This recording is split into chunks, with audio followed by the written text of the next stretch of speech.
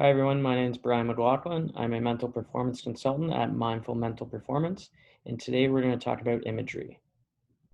So what is imagery? Imagery is using one's senses to recreate or create an experience in the mind. So when vivid imagery is done, the brain actually interprets these images as identical to the actual stimulus situation. So the brain actually doesn't know the difference between a lived experience or something that you've created in your mind. So this can help when we're trying to learn a new skill or trying to better our performance. So imagery is a polysensory experience that should include all relevant senses. So we'll go through those now. So auditory, which is the sound, so the sound of skates on the ice. Olfactory, which is the smell of fresh ice. Tactile, which is touch, so feeling or of holding your stick. Gustatory, which is the taste, so the taste of sweat in your mouth. Kinesthetic, which is the feel or sensation of the body as it moves to different positions, so going down into the butterfly and getting back up. So how does that feel, or what's that sensation in your body? So imagery as a mental skill. So this must be done in a continuous and systematic manner for it to qualify as mental training. So doing it periodically or random imagery or daydreaming does not count as imagery as a mental skill. So you need to be consistent with this in order to qualify as mental training, as well for you to reap the benefits of imagery. So controllability, which is the ability for athletes to imagine exactly what they intend to imagine, and the ability to manipulate aspects of images they wish to change. So controllability plays a major factor in imagery and the benefits that you'll reap from that, as well as vividness. So how clearly do athletes can see an image, and how detailed is that an image to them? So features such as whether the image is in color, how many senses are being used, and the emotion or physical sensations experienced. There's also two different perspectives that you can use for imagery, which are internal or external. So internal is where you'll see the image from inside your body, the way your eyes would normally see them. And then there's also external, which is seeing the image from outside of your body, as if you're viewing from behind a video camera. So we're going to try a little exercise here. So I want you to sit comfortable, close your eyes, and try to listen to what I'm saying and try to utilize imagery right now. So get comfortable. So close your eyes now.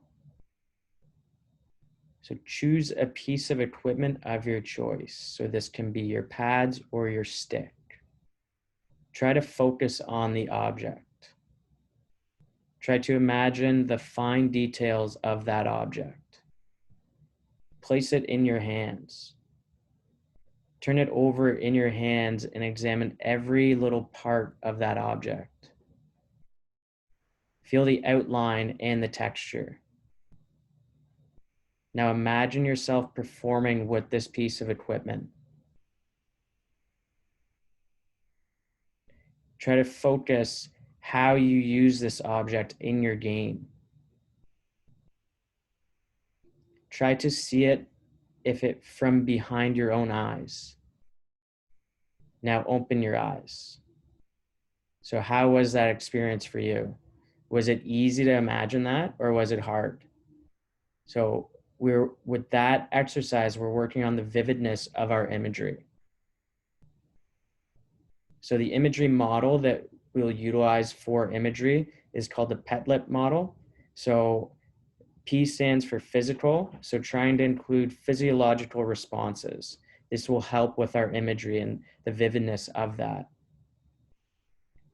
E for environment, so the place where imagery is performed, so the hockey arena. T is for task, should be appropriate to the skill level, so you're not imagining yourself that's way above your skill level. Okay, we need to manage those expectations and think about where you are at. So this should be appropriate to your skill level and needs to be specific. Every time you do imagery, it needs to be specific and you need to have a purpose. T is for timing. So when you do imagery, you want to have the actual speed of imagery of that skill. So L for learning. So regularly updating imagery content, right? We don't want to become too comfortable with only using imagery for one skill. We want to continue to challenge ourselves. E is for emotion. So try to include game-like emotions that you may feel in your actual game. This will help with the effectiveness of imagery. And then P is perspective. So it's your viewpoint of imagery. Is it internal or external? So when should we use imagery? So if we're learning or practicing new sport skills, so different techniques, imagery is a crucial tool to help with that and learning it a little bit faster. So correcting mistakes. So if we're watching game tape, so take the time, if we see a mistake that we've performed on our game tape, try and pause the tape and try and imagine yourself in that situation and try and imagine yourself doing something better than what you just did. So learning and practicing performance strategies, automating pre-performance routines. So if we're thinking about imagery, we think about what's our pre-performance routine. Try and go through that each day just to get yourself in that routine of that. And then we'll also enhance our imagery ability. So when we do use imagery, we want to commit to a daily practice. It doesn't have to be long. It can be anywhere from 5 to 10 minutes. Okay, we all have 5 to 10 minutes that we can utilize and help ourselves become better athletes. So utilizing imagery in that daily practice will help us. So does imagery help our performance? So imagery helps enhance thoughts and emotions. It also increases our self-confidence, right? It increases our motivation, increases our attention control, and it also decreases in anxiety. So if we're constantly imagining ourselves in a certain situation, we're getting our mental reps in. So when it actually comes time for that situation, you've already been there, you've already lived this. So it's more, you become more automatic with your performance. Can it worsen performance? Yes.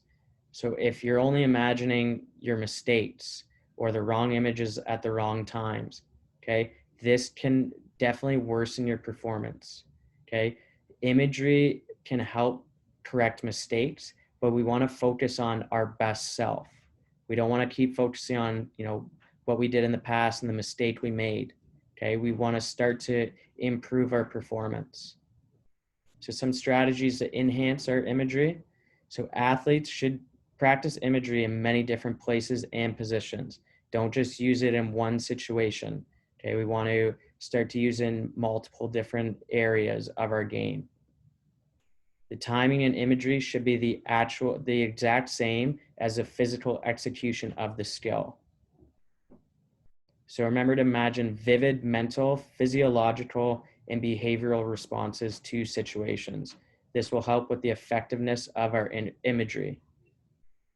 So we also want to imagine performance and outcomes, as well as we want to be specific in all uses of imagery, right? Have a purpose of why you're doing this. What's the outcome? What do you want to get from this?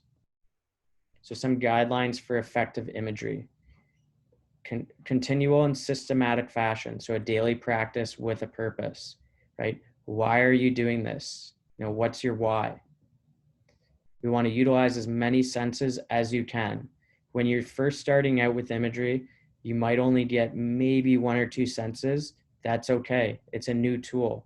We have to keep working at it so we utilize all our senses. Experiment with different perspectives, so internal or external, right? See what's more comfortable for you.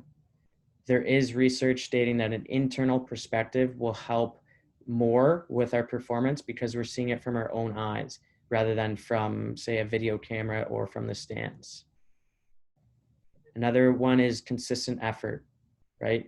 We don't want to just do this once in a while and expect for the benefits to come. It's not going to happen. We need consistent effort for this to work. So try and include a daily imagery practice into your daily routine of mental skills. Thanks.